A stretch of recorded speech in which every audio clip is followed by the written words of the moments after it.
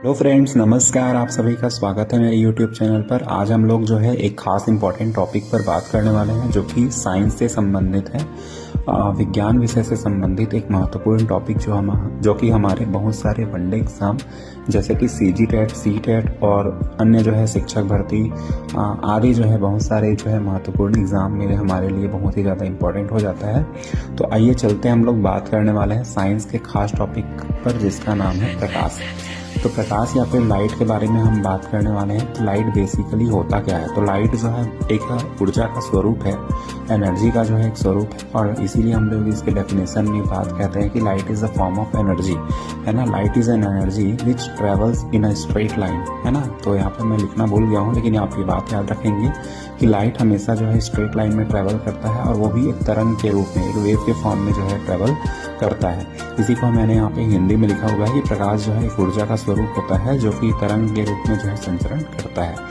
अब हम लोग देखते हैं कि क्या प्रकाश को संचरण करने के लिए किसी भी माध्यम के ऊपर जो है डिपेंड होना पड़ता है या उसे जो है हवा या पानी की आवश्यकता होती है। तो देखिए, ऐसा नहीं है।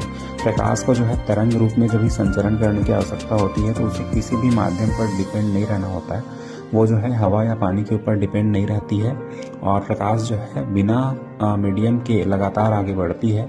इसीलिए हम लोग जो है आगे अब इस वाले कॉन्सेप्ट पर बात करते हैं कि इलेक्ट्रोमैग्नेटिक वेव।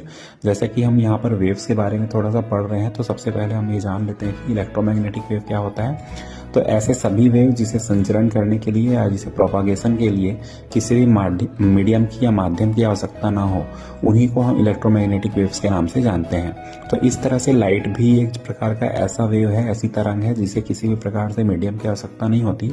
तो हम ये कह सकते हैं कि लाइट भी क्या है, इलेक्ट्रोमैग्नेटिक वेव है।